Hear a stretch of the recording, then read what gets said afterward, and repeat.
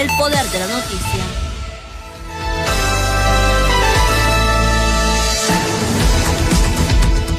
Hola, ¿qué tal? Buenas noches, bienvenidos a Impacto BTV Estelar. Estamos ya en mitad de semana, soy Janet Flores, acompáñenme en esta hora de noticias.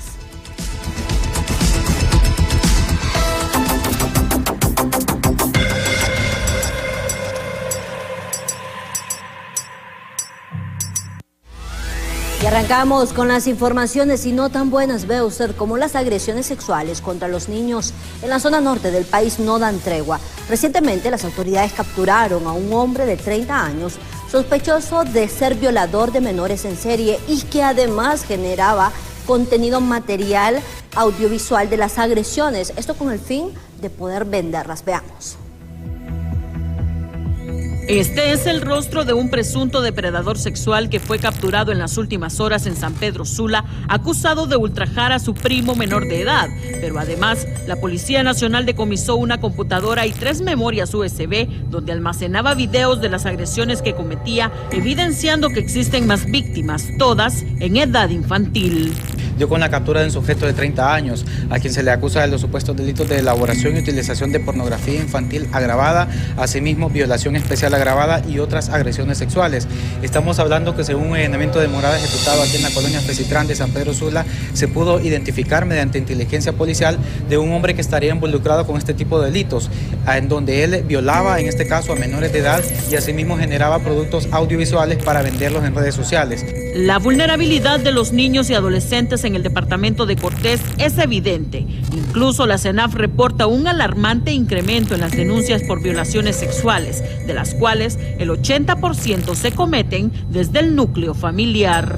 En este mes, en lo que va de este año, tenemos ya 30 denuncias en el departamento de Cortés, ¿verdad?, enfocados en el tema de abusos sexuales. Realmente es una cifra bastante alarmante, ¿verdad?, y en lo cual pues hemos estado trabajando directamente con las víctimas, ¿verdad?, para poder brindar una medida de atención y una medida de protección.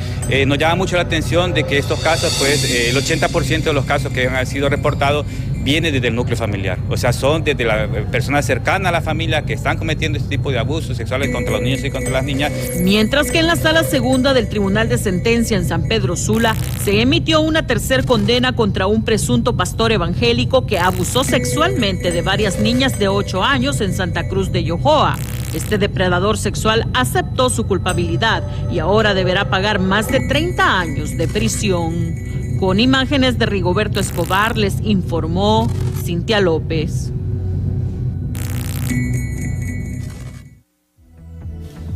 Ve usted qué terribles estos casos de abuso contra los menores. En reiteradas ocasiones les hemos dicho a ustedes, tengan mucho cuidado de sus hijos porque no se puede confiar ni en el propio núcleo familiar. Hemos visto cómo las autoridades están recibiendo constantes denuncias acerca de este tipo de hechos que son bastante lamentables, condenables y que por supuesto generan mucha indignación y frustración también debido a que son pocos los casos que llegan a ser judicializados. Pero ve ese otro caso que le vamos a presentar porque la Unidad contra la Trata, Explotación Sexual, Comercial y Tráfico de Personas del Ministerio Público también ha capturado a una mujer en San Lorenzo Valle por suponerla responsable de explotación sexual en perjuicio de su propia nieta, una menor de 15 años, quien era obligada a tener relaciones sexuales con un señor de 58 años a cambio de dinero. Su propia abuela, Cándida Rosa Pérez, quien tuvo a cargo a su nieta de 15 años, durante 4 años estuvo vendiéndola a un señor de 58 años de edad para que sostuviera relaciones sexuales a cambio de dinero en efectivo, electrodomésticos y muebles para el hogar. Y a consecuencia de las violaciones, la niña quedó embarazada y dio a luz un bebé en San Lorenzo Valle. Y dio a luz a un bebé de sexo masculino. Posteriormente, las personas que viven ahí cerca de esta señora alertaron al padre de la víctima de que esta señora durante 4 años había estado explotándola sexualmente porque ella recibía dinero en efectivo. Por eso que se realizó la investigación correspondiente y se ejecutó la captura de esta mujer al presentarle requerimiento fiscal con solicitud de orden de captura para ella y también para el otro hombre por el delito de violación. Este repudiable caso ha estremecido a organizaciones defensoras de los derechos humanos, como Visitación Padilla, quienes lamentan que estos fenómenos se están normalizando cada vez más en el país. Este caso de esta niña que está siendo agredida sexualmente por un hombre, un desconocido, pero que ese desconocido pagó a su abuela para que la niña, para ser abusada. Vea, esto realmente deja mucho que hablar de la sociedad en la que estamos viviendo, de cómo esta sociedad está normalizando estas barbaridades. La imputada será acusada por suponerla responsable de los delitos de trata de personas en la modalidad de explotación sexual comercial, a quien se le dictó detención judicial y se programó la audiencia inicial para el 5 de mayo del presente año. En cámara de Ángel Maradiaga, les informó Berenice Amaya.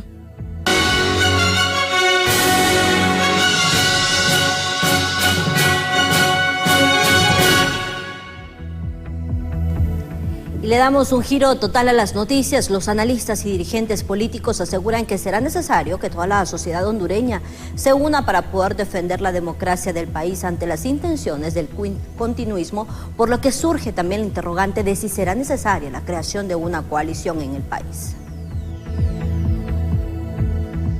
La dirigencia política asegura que no ve muy claro un panorama de transparencia para las elecciones generales. Por ello, se maneja la conformación de una coalición democrática con todos los sectores para defender los intereses del país. Una alianza electoral.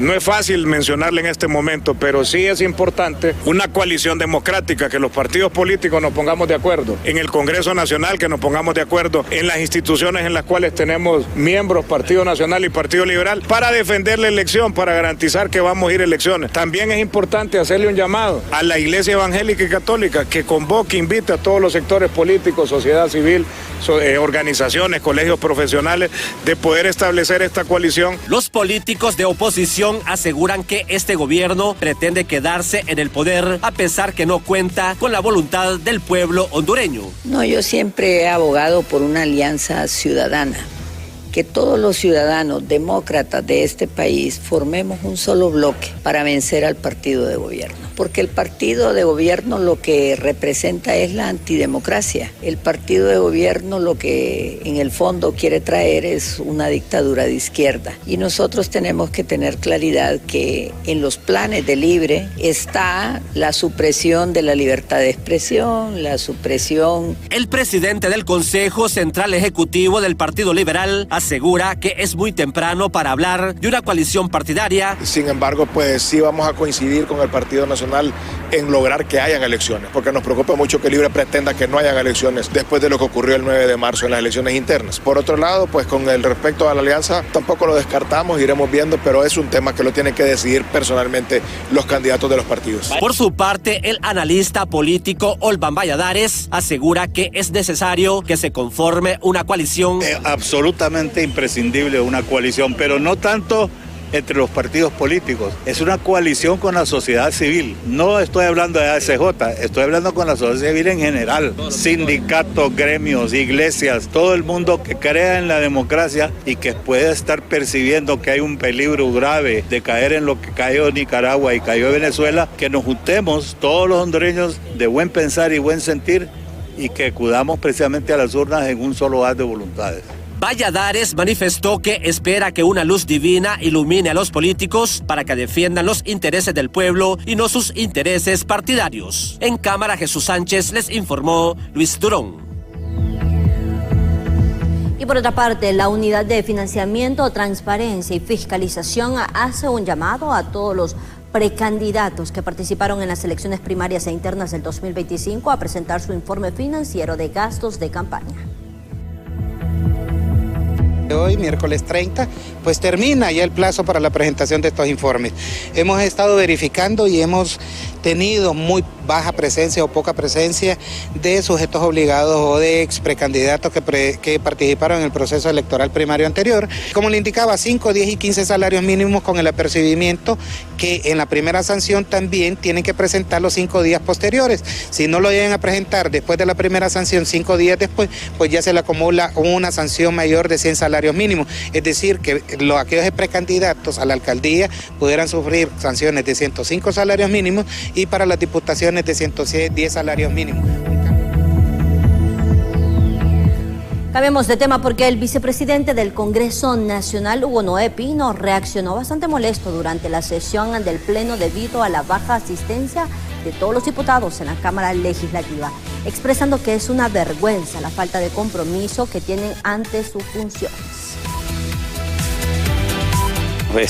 Creo que fue un reclamo el día de hoy, quien presidió la sesión del Congreso Nacional, que fue el doctor Hugo Noé Pino, de que no están llegando los diputados al Congreso Nacional. Yo presenté una moción que al diputado se le pague por asistencia, ¿verdad? Y que se adquiera el equipo y la tecnología necesaria para el control de asistencia de los diputados y que se les pague por asistencia. El diputado que no llegue, que no se le pague, ¿verdad? Eso no se ha tomado en cuenta, definitivamente no conviene, ¿verdad? Por esa razón no se ha tomado en cuenta. Da lástima, pues, porque estamos dando un mal ejemplo como padre.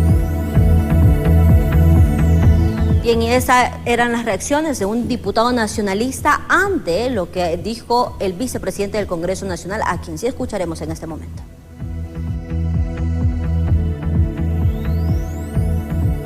Es una vergüenza que se convoque a determinada hora y que siempre existan excusas de una u otra naturaleza por la que no se encuentran presentes los diputados.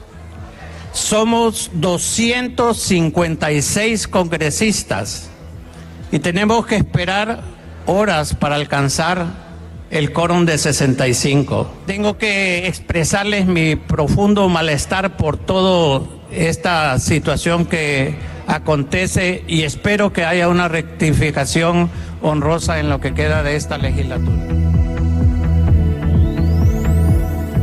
Y en otros temas, el gobierno de Honduras, a través de la Secretaría de Educación, oficializó ya la incorporación del libro El Golpe 28 de junio, Conspiración Transnacional, un crimen en la impunidad, como material obligatorio en el sistema educativo nacional mismo, que de manera inmediata ha obtenido rechazo de parte de todos los congresistas.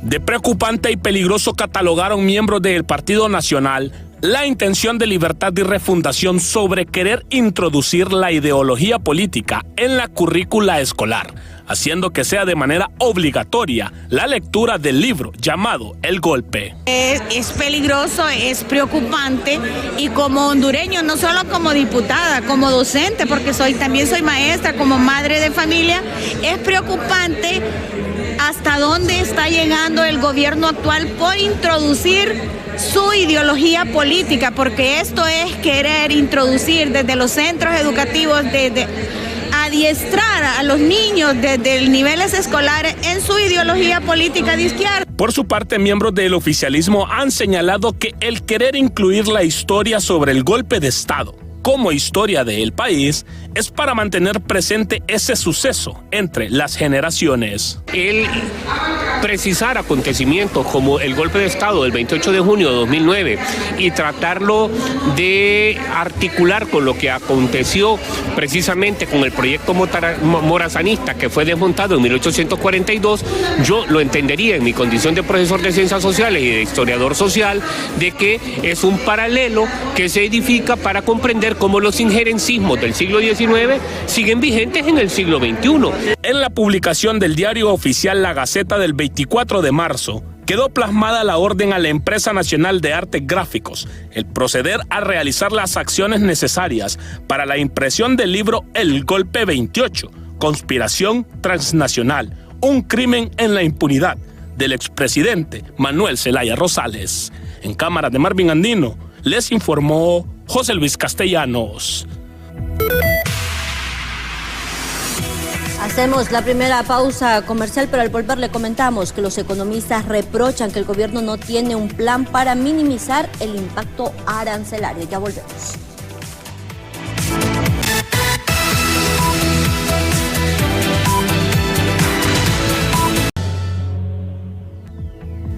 Y retomamos las noticias. Decenas de derechohabientes fueron los protagonistas tras sufrir unos impases en el sistema de salud, luego que un ajuste en la programación de citas desencadenara además molestias y caos en las afueras del Instituto Hondureño de Seguridad Social. Gabriela Plata nos amplía esta información. Desde las 3 de la madrugada, más de una decena de derechohabientes realizaron filas incesantes para recibir atención, programación de citas y entrega de medicamentos en las afueras del Instituto Hondureño de Seguridad Social en La Granja. Conforme fue pasando las horas, la larga espera se convirtió en una agonía total, debido a que al llegar a ventanilla el esfuerzo de los pacientes quedaría en vano. Mañana a 2 de la mañana y no atienden a nadie. Toda esa gente, ya son gente de la tercera edad, se desmayan adentro. Hay gente que se ha desmayado adentro y no la están.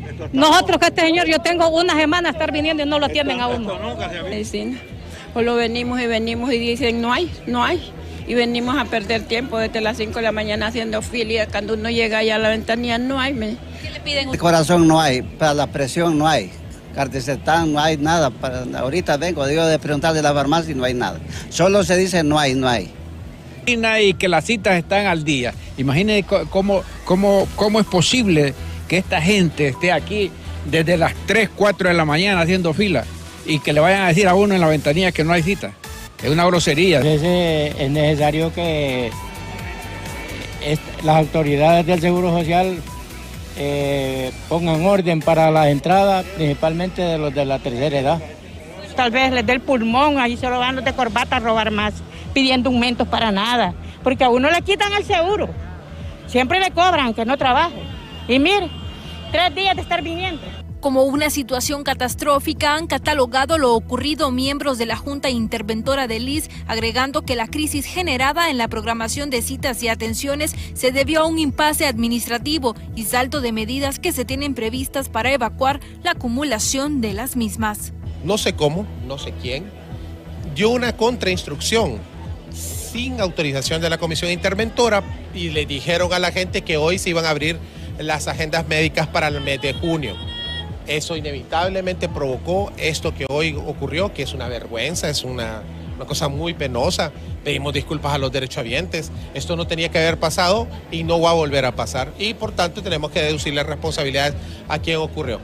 Hasta el momento, el gobierno no tiene un plan de transformación en el sector salud, lamentan entes de sociedad civil, quienes recuerdan que históricamente las imposiciones políticas han sobrepasado el principal fin, actuar en pro de la salud de los pacientes. Que todo obedece sin duda a la falta de tener claridad de un plan transformador del sistema de salud, pero sobre todo porque históricamente en Honduras ha habido una injerencia política gremial, ha habido falta de voluntad política de transformar nuestro sistema de salud y hoy tenemos un sistema debilitado con dificultad para atender a la población. Con imágenes de Luis Sosa les informó Gabriela Plata.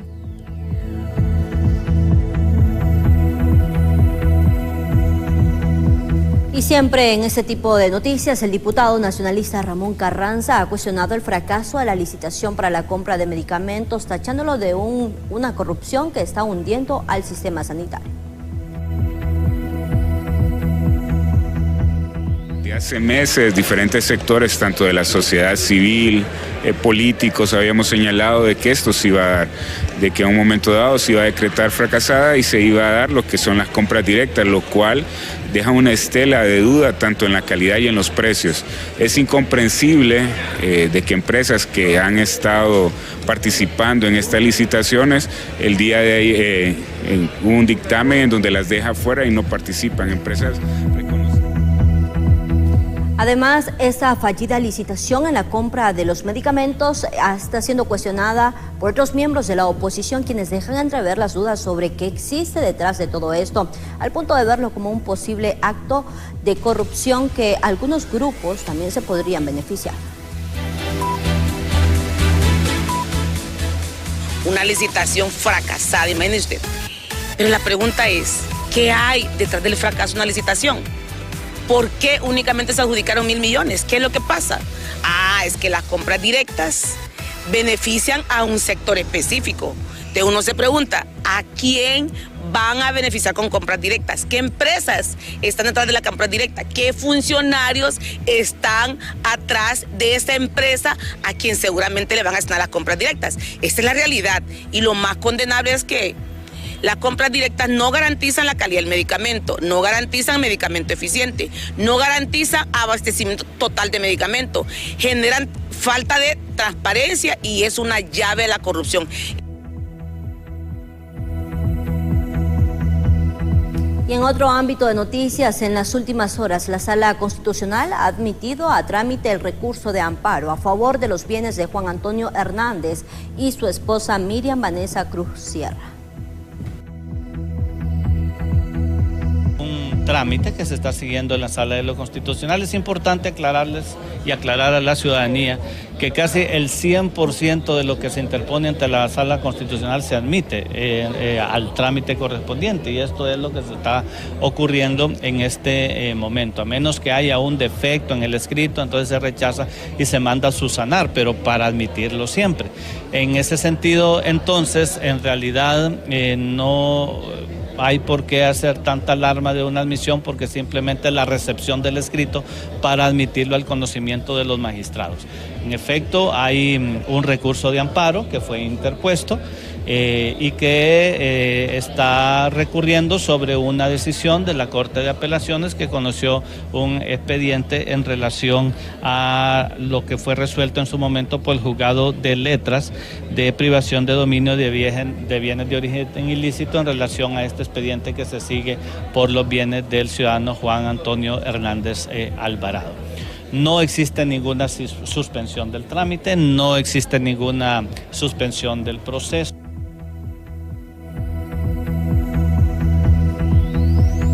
Y en otros temas, un empleado de la administración aduanera fue capturado por los delitos de abuso de autoridad y violación a los deberes de los funcionarios.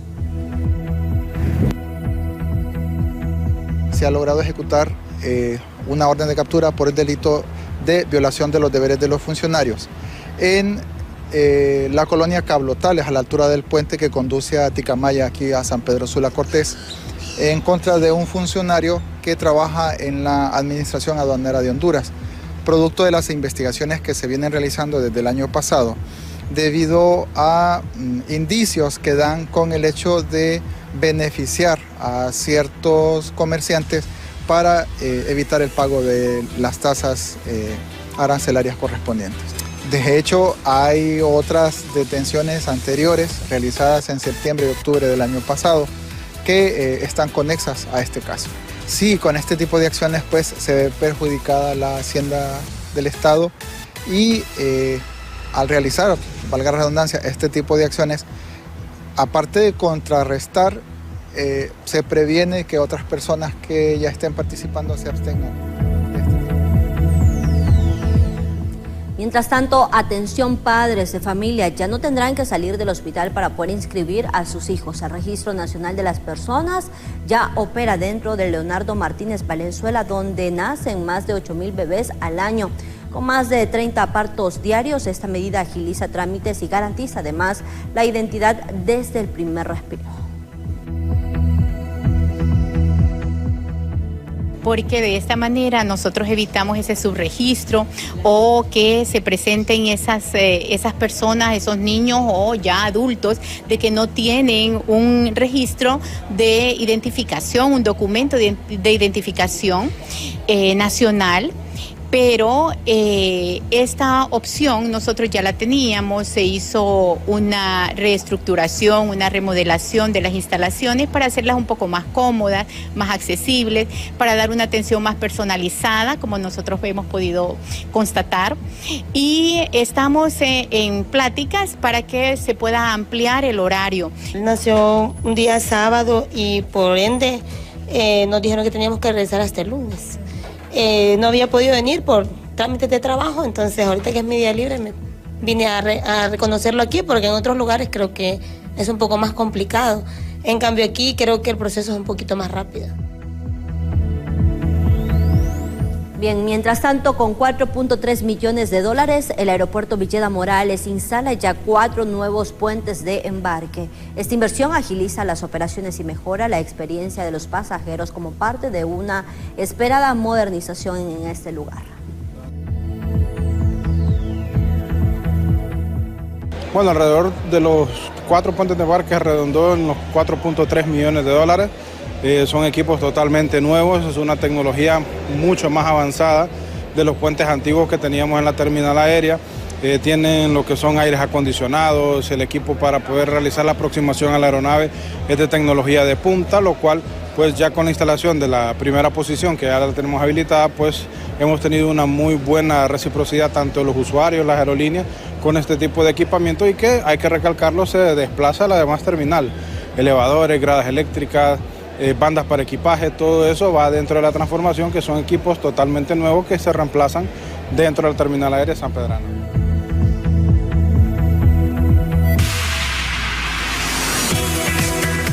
Mientras tanto, el CONADE asegura que los abogados conmemoran su día con más de 200 asesinatos desde el 2004 hasta la fecha. Le ampliamos esta noticia al volver.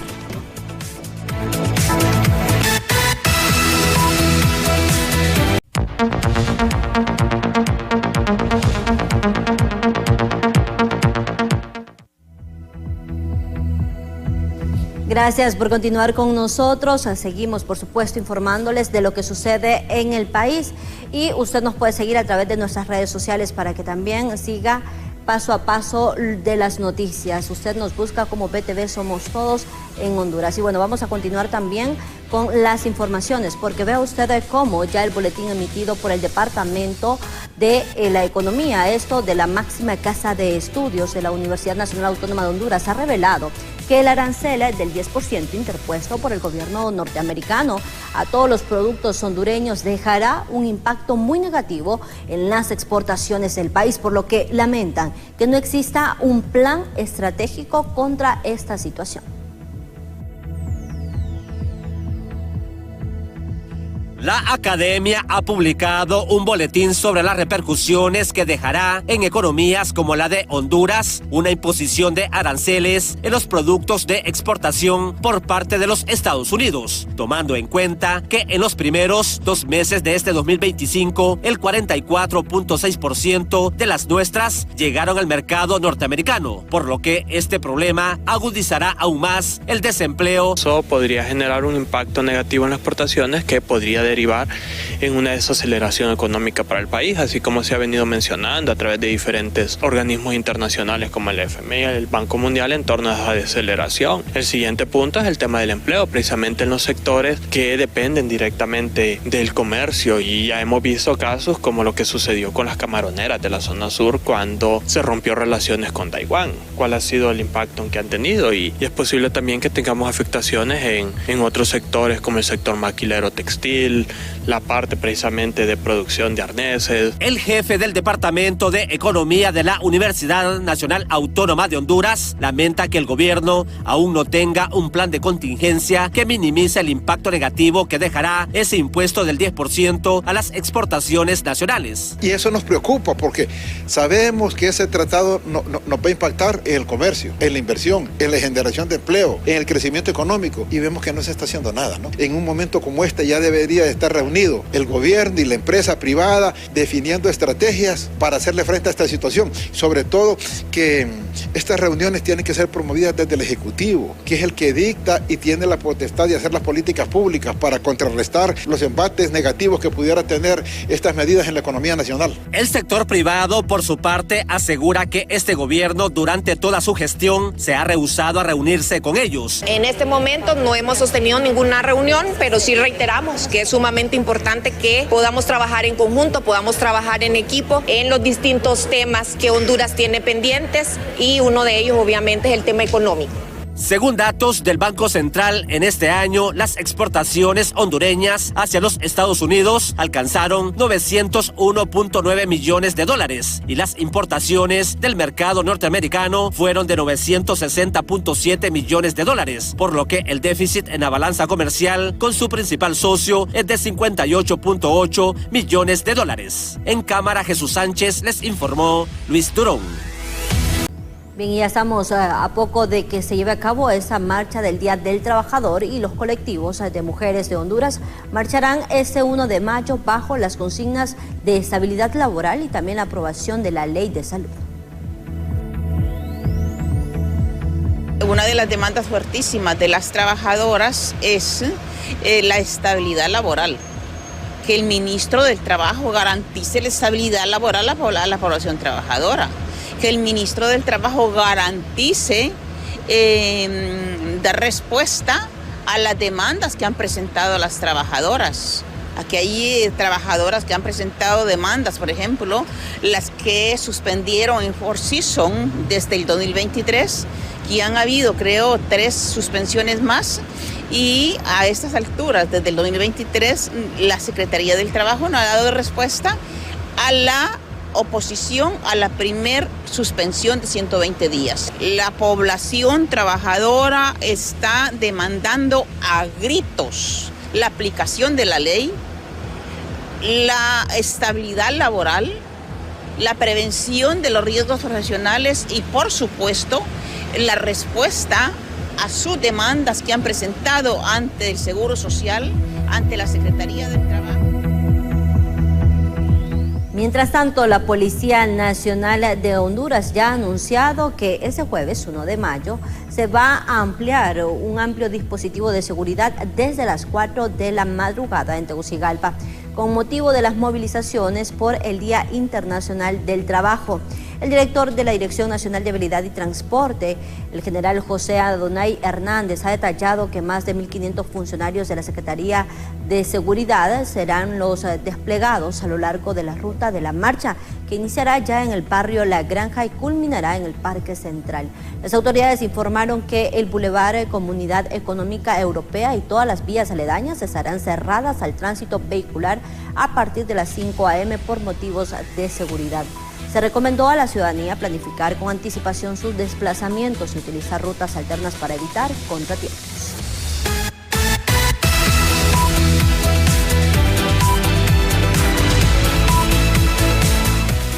Y así seguimos con este tipo de noticias hasta la zona norte del país. La periodista Cristina Escobar también se encuentra con los miembros del STIVI, quienes se están preparando ya para realizar todos los actos en conmemoración a este 1 de mayo. Cristina, con usted, buenas noches.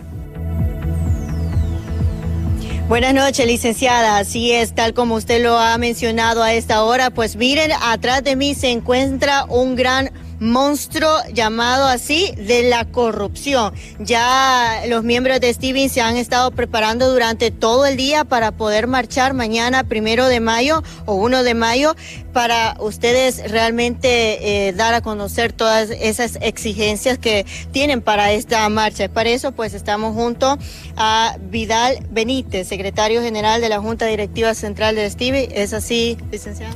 Así es, estamos ya listos para conmemorar este día muy importante, que es prácticamente la celebración y la conmemoración del 1 de mayo sobre 71 años más de la huelga, que es una gesta histórica para los trabajadores. Como podemos ver aquí, tenemos ya el monstruo de la corrupción, que es lo que atañe al país y que es lo que tenemos que luchar todos los hondureños para evitar todo este acto de corrupción que ha venido a empantanar el país y que los tiene empantanados. ¿Alrededor de cuántas personas van a andar mañana? Pues del STIVI esperamos un llenazo de unos 300 a 400 compañeros. Asimismo vamos aglomerados también de 11 a 12 sindicatos junto con las directiva de las centrales obreras y los demás hermanos trabajadores y sindicalistas, que se espera un buen número de trabajadores. Las consignas principales que ustedes tienen listas en las pancartas para mañana.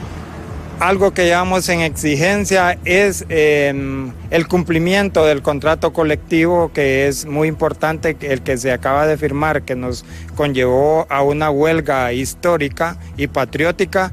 Exigimos el cumplimiento del contrato colectivo del año 2024 al 2027. Asimismo, también estamos exigiendo que se ejecute también órdenes de captura para aquellos que dieron muerte a los ambientalistas, como Berta Cáceres, Juan López, y también a Margarita Murillo y otros compañeros que han sido asesinados. Muy bien, bueno, miren, ya están listos, ahí ustedes pueden observar el monstruo de la corrupción, esta pues gran, podríamos llamarlo así, además de estatua, una obra prácticamente de arte para poder exigir mañana o marchar este 1 de mayo. Con esta información volvemos a estudios, pero primero nos vamos a ir a una pausa comercial.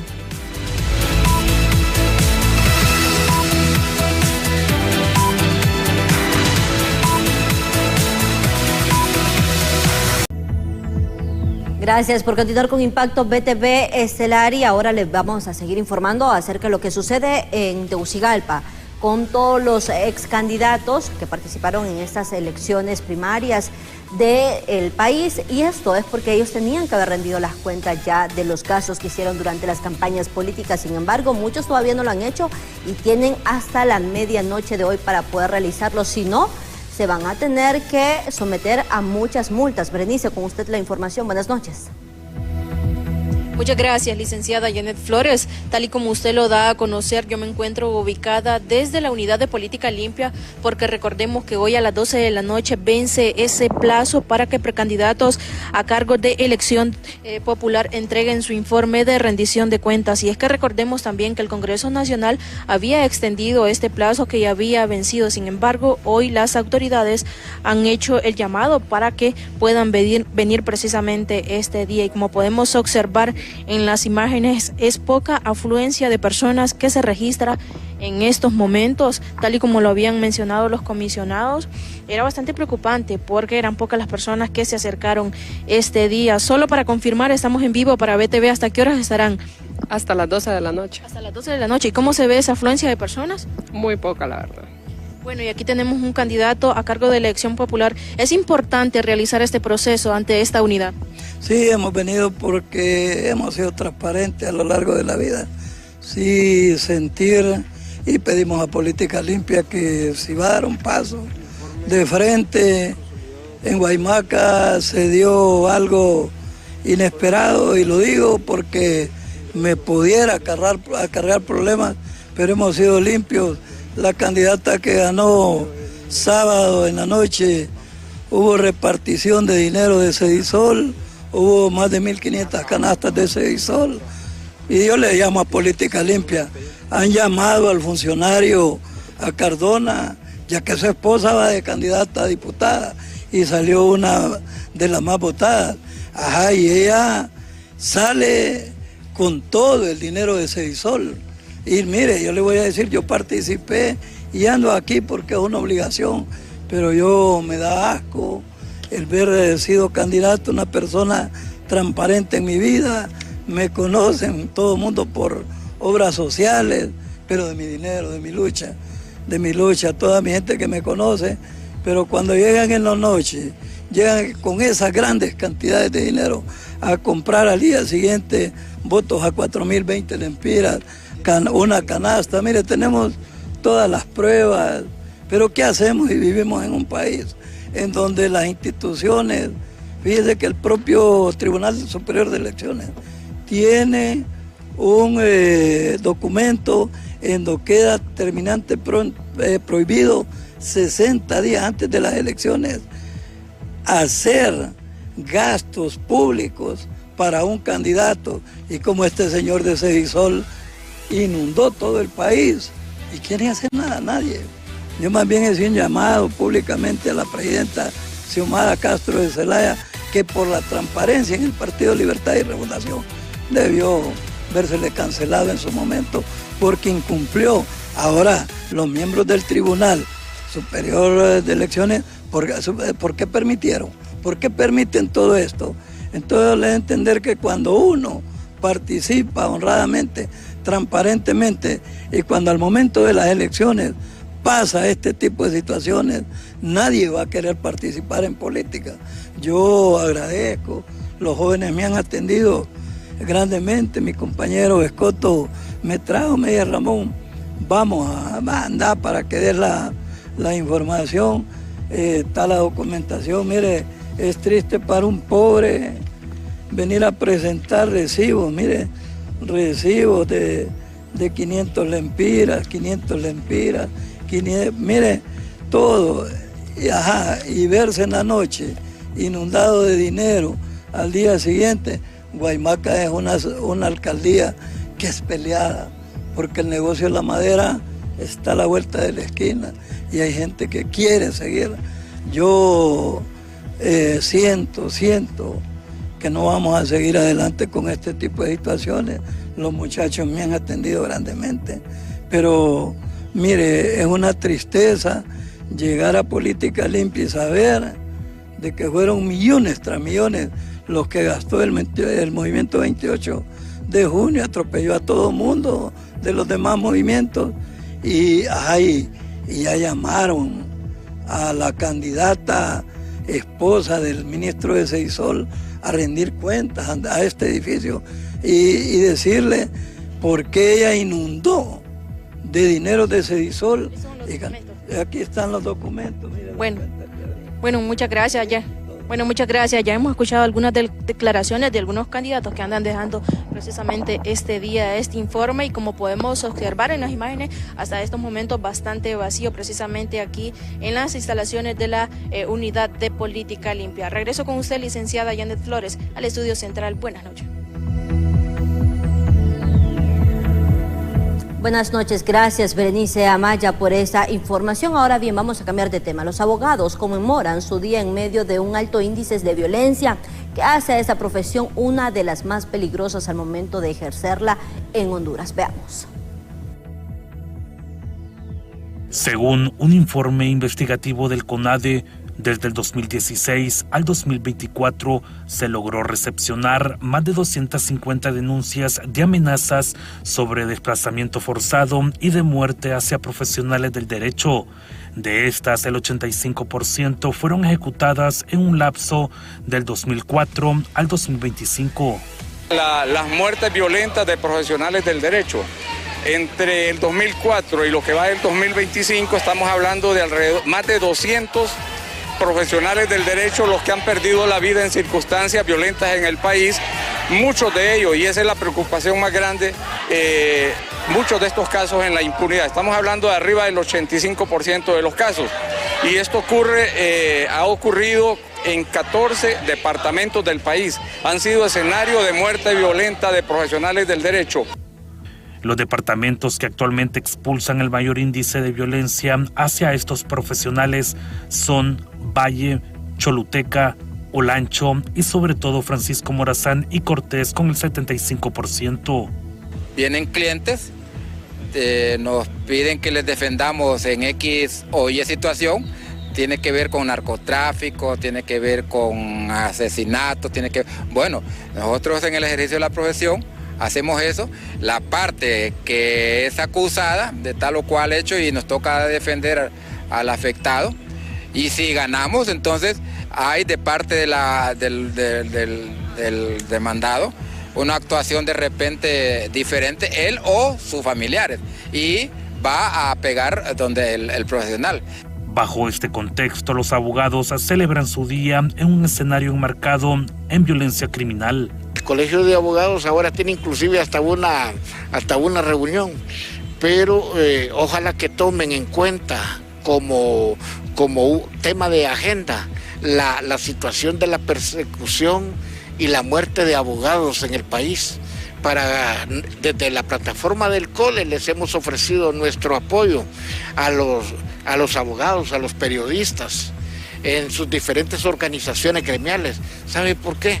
Porque en este país, en vez de desunirnos, deberíamos de estar unidos alrededor de proteger la vida y la seguridad de todos aquellos que estamos en peligro.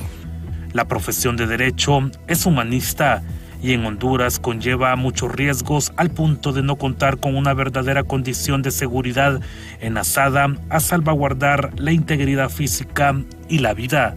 Con imágenes de Elvis Zambrano, les informó Walter Pérez. Bueno, felicidades a todos los abogados en el país y sin duda es una gran profesión, pero también muy riesgosa, así que admirable, por supuesto, para todos aquellos abogados que tienen una función honesta, intachable, por defender la injusticia. Gracias por habernos acompañado. Será hasta el día de mañana. Que tengan ustedes una feliz noche.